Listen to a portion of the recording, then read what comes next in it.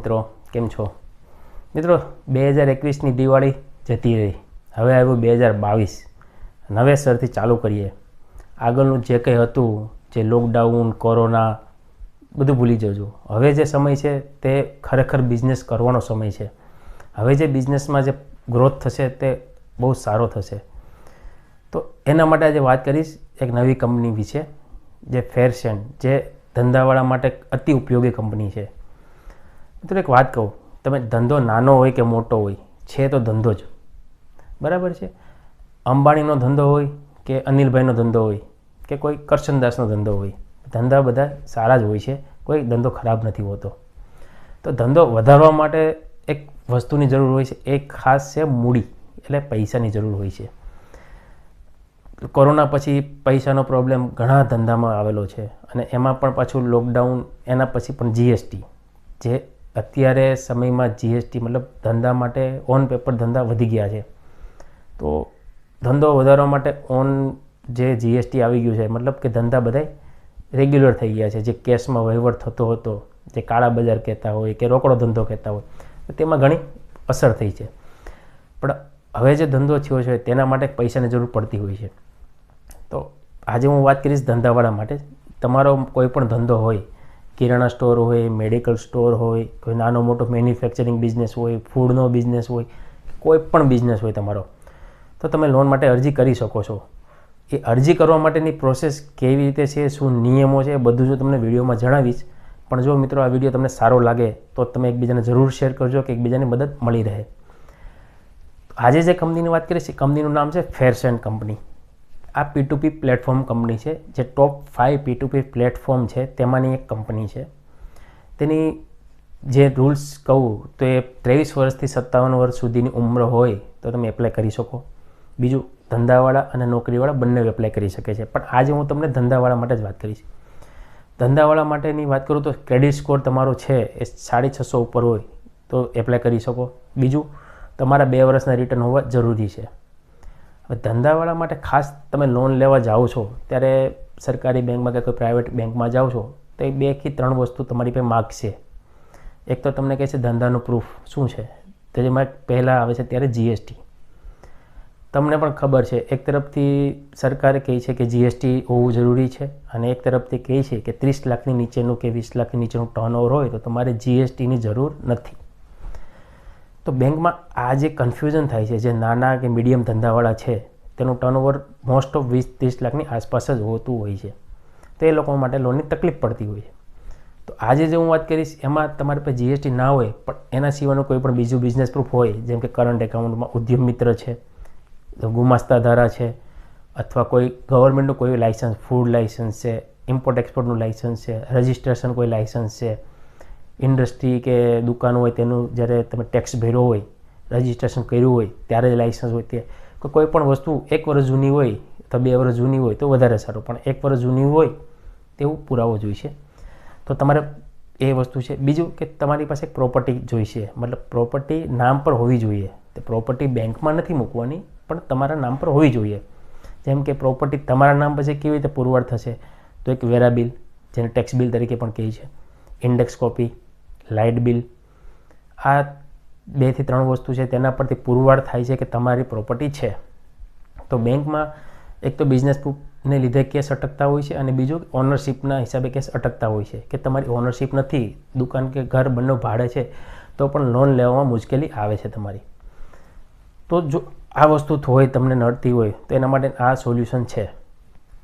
ખાલી તમારું PAN card આધાર card 2 વર્ષના રિટર્ન પણ રેગ્યુલર ભરેલા હોવા જોઈએ એકી સાથે ભરેલા કે 6 મહિનાની અંદર ભરેલા કાઉન્ટ નહીં થશે તો તમે રેગ્યુલર રિટર્ન ભરેલા હોય તો 2 વર્ષના રિટર્ન 7 મહિનાનું બેંકનું સ્ટેટમેન્ટ બિઝનેસનું પ્રૂફ કોઈ પણ હોય જીએસટી તો ન હોય તો ફૂડ લાઇસન્સ છે રજિસ્ટ્રેશન લાઇસન્સ છે વેટ મેજરમેન્ટ છે ઉદ્યમ મિત્ર છે કોઈ પણ એક લાઇસન્સ કેન્સલ ચેક એટલી જ વસ્તુ પર તમને લોન મળી શકે છે લોન માટે તમે કોઈ પણ સિટીમાં હોય ચાહે રાજકોટ હોય સુરત હોય અમદાવાદ વડોદરા પૂરા ભારતમાંથી કોઈ પણ સિટીમાંથી તમે અરજી કરી શકો છો અરજી કરવા માટેની પ્રોસેસ જે છે તે તમે ડિસ્ક્રિપ્શનમાં લિંક આપેલી છે તે ક્લિક કરશો તેનાથી તમારું પેજ ઓપન થશે તેમાં તમે ડિટેલ ફિલ કરીને લોનની એલિજિબિલિટી ચેક કરી શકો છો અને એપ્લાય પણ કરી શકો છો મિત્રો તમે જો ડાયરેક્ટ કંપનીની વેબસાઇટ પર જઈને જો એપ્લાય કરવા જશો તો તમારે કંપનીની પ્રોસેસિંગ ફી તરીકે 500 પ્લસ GST ચૂકવવાનો રહેશે. તો ત્યારબાદ જો તમારી ફાઇલ રિજેક્ટ થાય કોઈ કારણોસર, ક્રેડિટ સ્કોર હોય અથવા અંડર રેટિંગ, મતલબ તમારી એલિજિબિલિટી ના બેસતી હોય કે તમારી ઇન્કમ છે 20,000 રૂપિયા અને તમારો હપ્તો 15,000નો જતો હોય તો ઓબ્લિગેશન આવશે, તો રિજેક્ટ થશે. આવા કોઈ પણ કારણોસર રિજેક્ટ થાય તો નોન રિફંડેબલ હોય છે. તો જે લિંક આપેલી છે તેના પરથી તમે પ્રોસેસ કરશો તો તેમાં તમને કોઈ રજિસ્ટ્રેશન ચાર્જ લાગશે નહીં. તો આ રીતે તમે એપ્લાય કરી શકો છો. એપ્લાય કેવી રીતે કરવી એ હું તમને જણાવું છું. મેં જે તમને ડિસ્ક્રિપ્શનમાં લિંક આપેલી છે તે લિંક ઓપન કરશો એટલે તે રીતની વિડીયો તમને બતાવું કઈ રીતે તમે એપ્લાય કરવી. તો તમે સ્ક્રીન પર જોઈ શકો છો કે કઈ રીતે એપ્લાય થાય છે તે.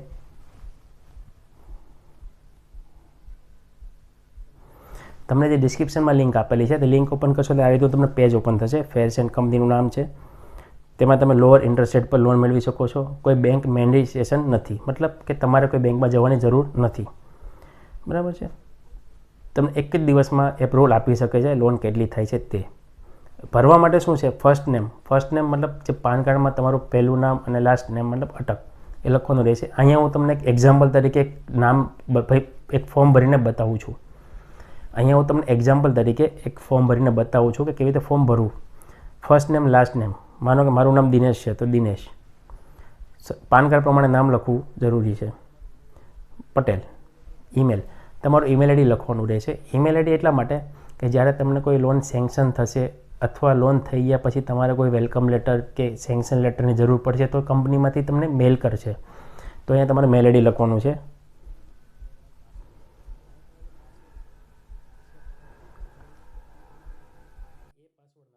અહીંયા તમારે પાસવર્ડ નાખવાનો છે. અહીંયા તમારે જે પાસવર્ડ છે એ પાસવર્ડ તમારે જીમેલનો કે પાસવર્ડ નથી નાખવાનો, તમારે એ પાસવર્ડ નાખવાનો છે કે જ્યારે તમારે આ લોન એપ્લાય કરશો પછી જ્યારે તમારે ટ્રેક કરવું હશે અથવા કોઈ સેન્કશન લેટર કાઢવું હશે, લોનનું સ્ટેટમેન્ટ કાઢવાનું થશે ત્યારે જે પાસવર્ડ માગશે ને તે અહીંયા નાખવાનો છે. તો જનરલી pass@123 જ નાખીએ છીએ. તો હું પણ અહીંથી pass@123 ઠીક છે. પાસવર્ડ નાખ્યા પછી મોબાઈલ નંબર લખવાનો રહેશે.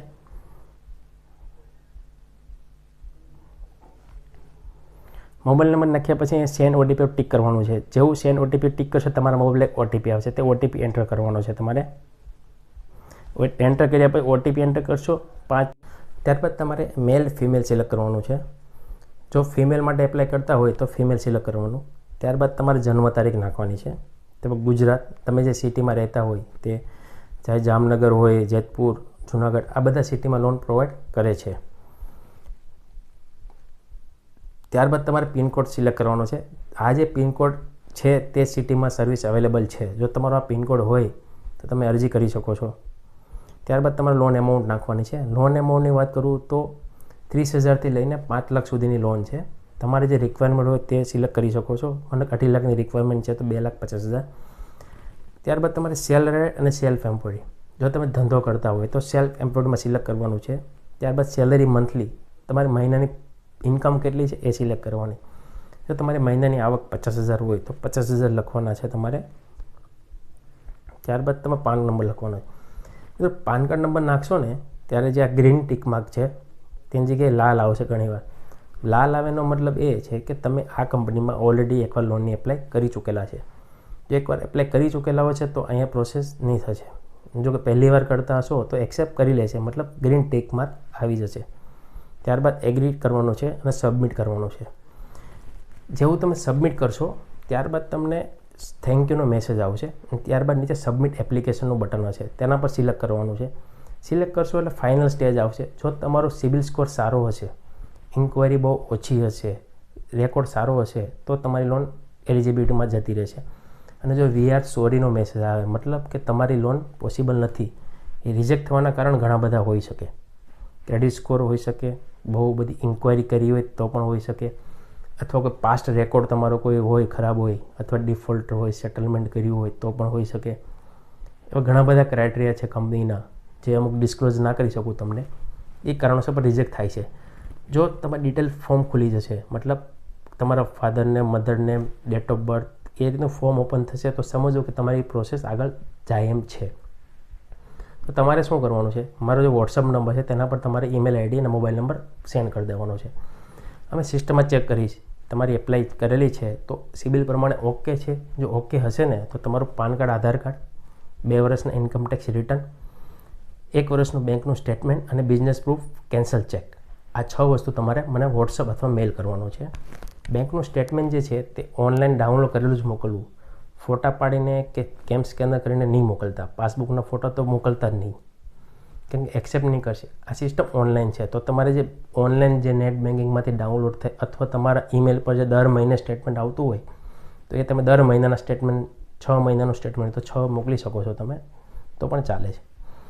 એપ્લાય કર્યા પછી 24 કલાકની અંદર ક્રેડિટમાં ફાઇલ જશે. ક્રેડિટવાળા તમને ફોન કરશે, એલિજિબિલિટી ચેક કરશે કે તમારી હપ્તા કેટલા જાય છે, કેટલી આવક છે, તે પ્રમાણે કેટલો EMI બેસે છે.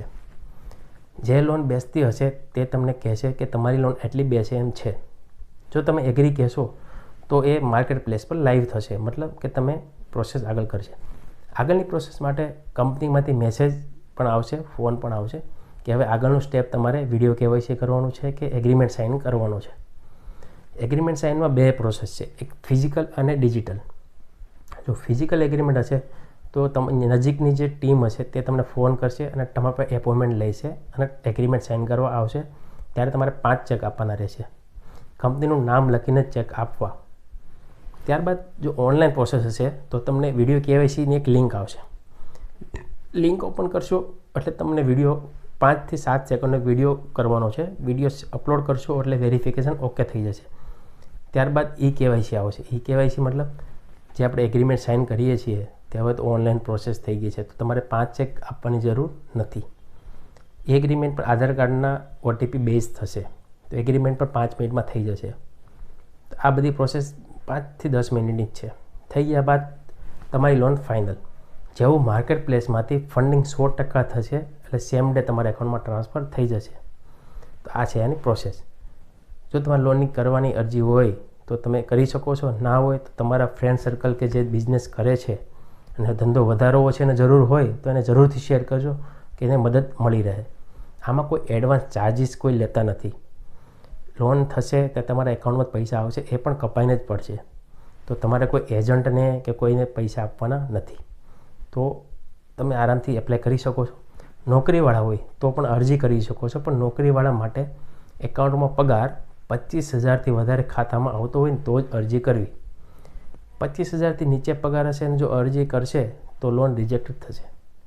તો 25,000થી વધારે પગાર હોય તો અરજી કરી શકો છો. તેમાં પણ સેમ પ્રોસેસ છે, સિર્ફ સેલરેડ અને સેલ્ફ એમ્પ્લોયની જગ્યાએ સેલરેડ સિલેક્ટ કરીને સબમિટ કરવાનું છે.